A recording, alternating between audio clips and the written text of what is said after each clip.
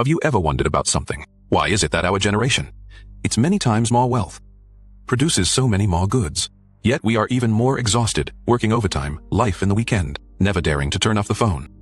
We work hard but can't afford a home. Savings can't keep up with inflation. Something isn't right. Society progresses, technology develops. Why do we act more and more like hamsters trapped in a cage? 150 years ago, a German 40 years in the British Library, writing a single book.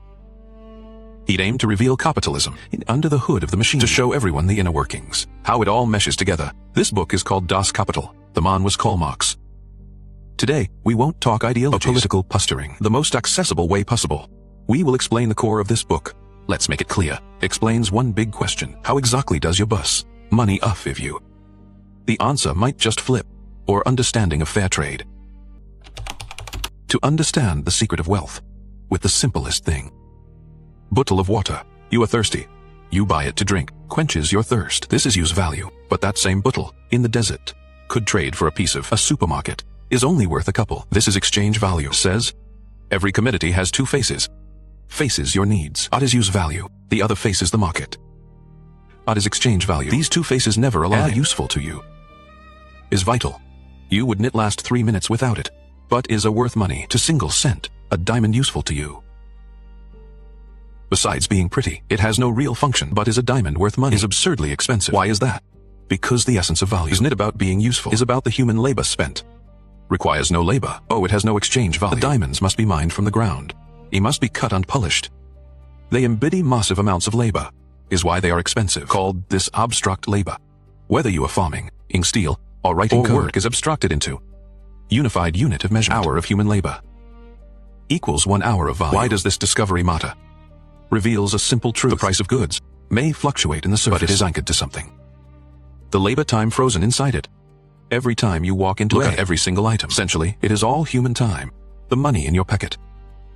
It's time you spent, time you exchanged. You trade time for more time. But here is the problem. Since everyone trades time for time, why do some get richer? Some get poorer. The answer to this, hidden in the next step. Product carries a fatal anxiety. Must be sold. Just try running a market stall. You stick up in apples. They cost 500, earned by your hard work. Now, the apples sit there. They are only potential value. Only when a customer pays that value truly realized. If they don't sell, they ret on your money as lust. Called this, the perilous leap. Every product fights to survive this leap. From the shelf to the register. From the warehouse to the buyer. Make the leap, and you live. Miss it, and you are trash. But here is another issue. I have apples, I want rice. You have rice, you want clothes. He has clothes, he wants How do these three trade? I try to trade apples for. You say you do not want. Deal fails. What can we do? Humanity spent thousands of years finding a solution. Use an intermediary everyone accepts. It was seashells. Then it was copper. It was silver. This is called the universal equivalent. What is its essence? Is a shared consensus. Everyone believes. Can't buy anything. Then it really can. But something strange happened. Once money became the currency, people started worshipping for what it can buy. But worshipping it itself, Marx called this commodity fetishism. Think about it. What do people pursue today? Just a house, just a car, but the number behind them. The balance in the bank account. Abstract money itself turned from a tool into a goal. That is the magic of currency. Makes everyone bow to a string of numbers. But a deeper secret remains. Once money becomes the goal, gains a new identity. Buying and selling. The poor and rich do it differently. The methods are opposite. You are a regular worker. You work to earn money. You use that to buy rice. You buy food and clothes. Is your cycle. Goods turn into money, turns into goods. Marxist terms. Commodity, money, commodity. Is your purpose. The final product. You need to eat.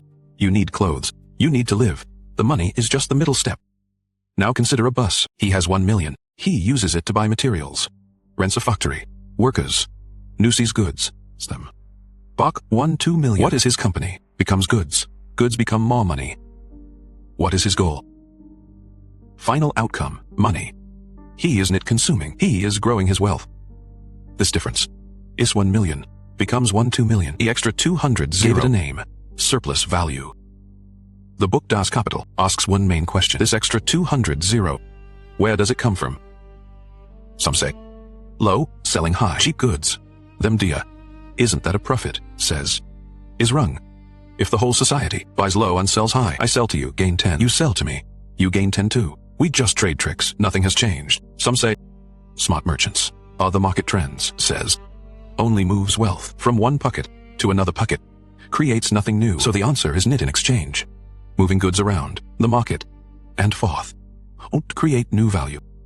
Must be created, the production stage. But what does production need? Needs a factory. Raw materials. Do these add value themselves? Machine left alone will knit spontaneously. Produce more machines. Only one thing, once put into work, generates value greater than its own cost.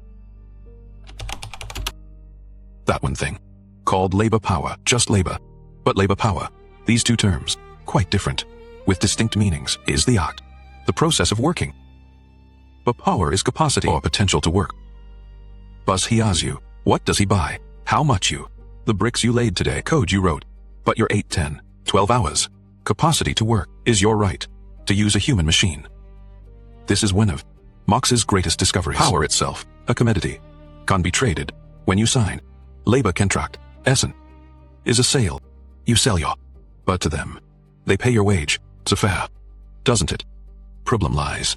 The pricing logic, this commodity, how much is a shoe, is the labor required to make it. How much is a phone worth? Is the same. Oh, what is the value? Human labor, says. Labor value equals what is needed to live.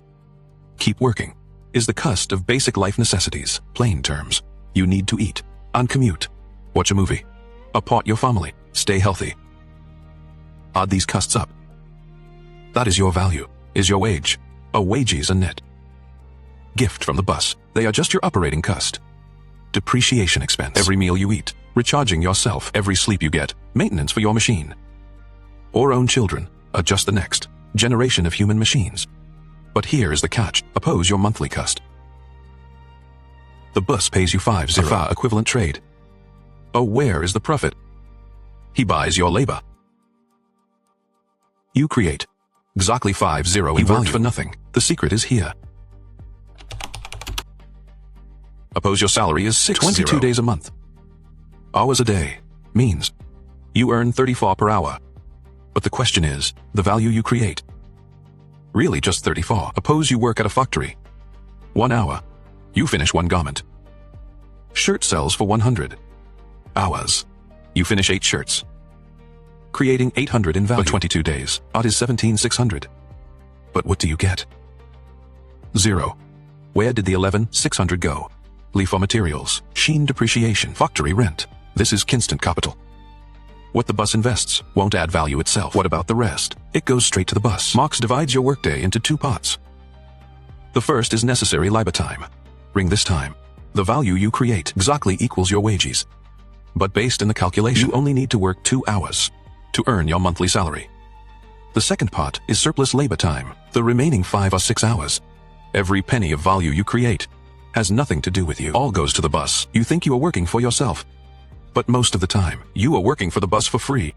If this isn't exploitation, the strange thing is, the whole process is legal. You signed a contract, the bus pays you as agreed. All follows market rules. One held a gun to your head. This is what Marx called capitalist exploitation. It doesn't rely on violence and rules. Makes exploitation legal. Feels only natural. You might even thank your bus.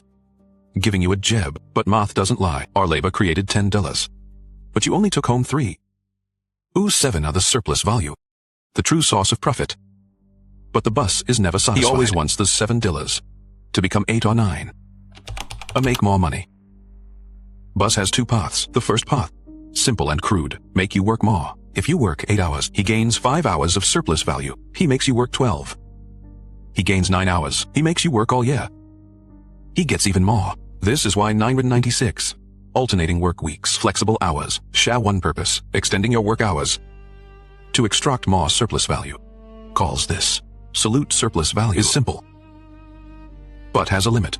Humans aren't made of steel, because will resist. They will strike. They will form unions. Will also cap work hours. Smart buses take the second path. More sophisticated. Increase labor productivity. Oppose previously, in 1 hour. You made 1 shirt, with new machines. You make 3 in an hour. Or output has tripled. But did your wages triple? They might rise a bit, but they will never triple. all that extra value to the bus. What is even more telling is when production efficiency rises, the price of goods drops. The food you eat, or clothes, daily items, have all become cheaper. What does this mean? Means what you need to sustain your cost of living, now cheaper, or operational cost drops. The wage the bus pays be lower, but the value you create has not decreased. Increases one decreases. The surplus value grows. Calls this relative surplus value. It doesn't rely on linger hours and compressing Sissory labor time within the total working hours. An 8-hour day. You used to need 2 hours to earn your wages. Now 1 hour might be enough. The remaining 7 hours are just for free. This is why with advanced technology, higher productivity, workers feel no relief. Because the fruits of progress never stay with you. They just make the internal harvester become more efficient. Now you understand. Profit doesn't it come from smart buying and selling? Doesn't it come from the courage to take risks? Doesn't it come from resource integration skills? Comes from one simple mathematical fact. The value you create exceeds your earned wages. Extra amount, the surplus value, the only source of capital gain. Compares capital to a vampire. Only thrives by sucking the living labor. The more it sucks, the more vibrant it becomes. This is no moral judgment. It is a structural description. The machine is designed this way. It needs no specific person. Just that everyone follows what rules. You see as fair trade. Fairness within the rules themselves, never fair. But the story goes in, since capital has tasted the sweetness of surplus value, stop and enjoy it.